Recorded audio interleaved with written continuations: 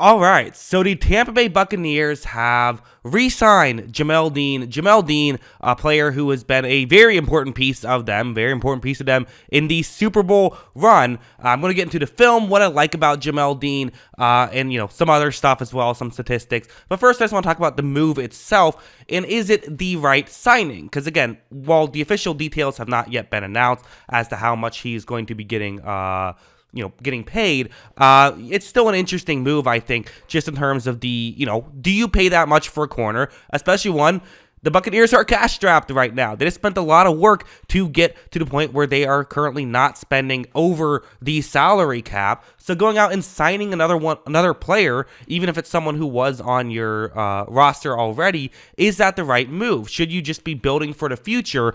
It's an interesting discussion to be had, I think. One thing is, I like this move. He's only 26 years old, so this is someone who should be good for at least another 5 or 6 years, if not longer. On top of this, he's legitimately been a fantastic corner. He's been a top 20 corner, according to PFF, the past 3 seasons. So those things by themselves, certainly, you would think, okay, this is someone you want to keep in the building because he is someone who, well, you're probably building for the future now in a post-Tom Brady world. He is someone who can help you build for the future, even if it's not necessarily in terms of this following year that he's benefit for you. It can be in future years that I think he could be a benefit, and that's why I think I'm a fan of this move, and why as a Buccaneers fan, I'm certainly happy he's not leaving. But yeah, that's what I think. Let's just get into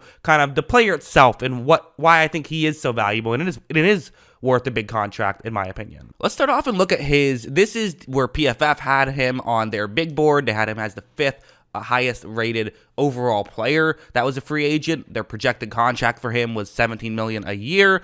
And you see why if you look over at the right side of the screen, his PFF grades and also PFF WAR, where he's ranked the last 3 years, in a position where you can pretty much never get consistency year in and year out. Jamel Dean has been a model of consistency so far. I mean, you look at the, each year he's been a top 20 quarterback according to PFF grade. He's had, his worst PFF WAR in that stretch is 0.39, which is a very good WAR. So clearly, guys like this don't hit the free agency market too often. So, that's the kind of value that we're talking about here.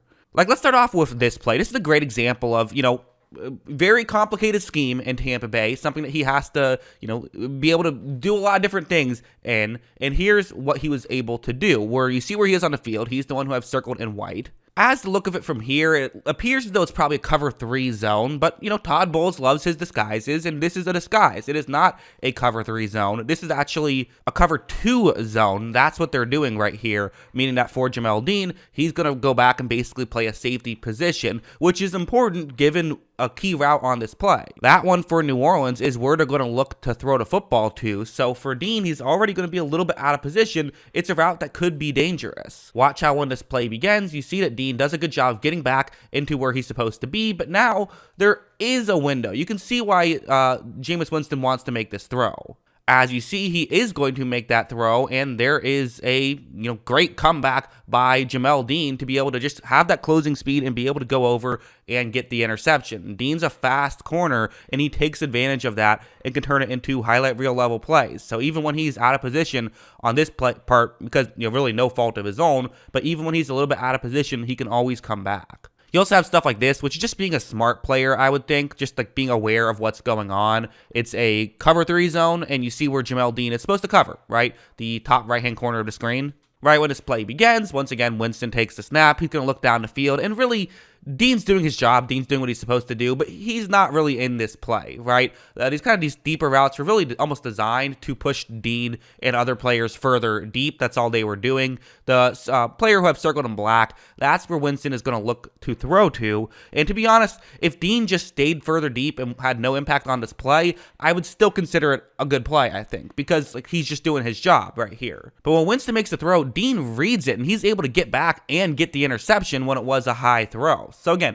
Obviously, an element of luck happened there with the throw being a bad one, but also you have to look at that and say it was a good play by Jamel Dean to notice the mistake Winston made, to notice that it was a missed throw and to take advantage. That's why I would consider it a very good play. Also, stuff like this, he definitely is capable of coming in and playing physical. This is a good example where you see what's happening on the field. You have multiple receivers who are going to, it looks like there's actually a miscommunication because it's a screen pass, but the two players who are out wide are both going to block the same Tampa Bay defensive back, leaving Dean unblocked. So looked like he got a bit of a break here, but look at how he takes advantage of it. Watch how when this play begins, you're going to see him rush in very well, and he's able to make a quick tackle. So, okay, yes, got the break, but hey, you're tackling A.J. Dillon in open space. Sure, you aren't blocked, but that's still really difficult to do. That's not an easy thing to do whatsoever, and yet he was able to pull it off. Also, I want to talk about this play, which you might be wondering, okay, why have you paused it right here? What is the significance of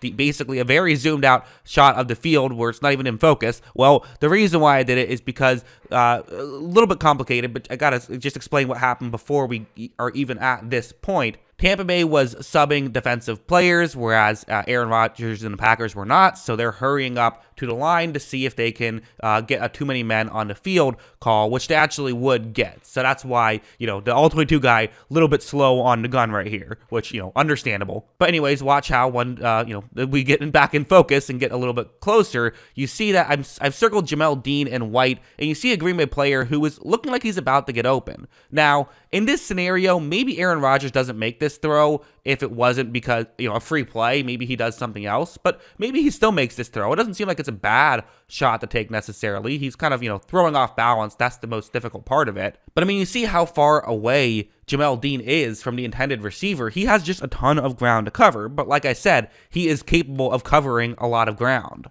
Look at how, as you see, Rodgers makes this throw deep, and Dean is able to come back, make the catch, and pick up a, interception there. He's just capable of big plays. He doesn't get burned too often. Will get burned a little bit, especially like a double move here, but, who doesn't, right? He's definitely not a perfect player, but he's very consistent, and even when he gets out of position, you can't necessarily just throw it up in that direction because he can come back so well because he does have that great speed. So, I always talk about the importance of speed when you're talking about corners because you typically get out of position. That's just the life of a corner, but being able to come back is very valuable. So, again, this play didn't end up mattering as there was a flag that negated it, but still, it just, we're showcasing the talent that he has. He definitely has tremendous talent. At least that's what I think. What do you guys think? Let me know in the comments below. Always love hearing from you. And of course, as always, thanks for watching.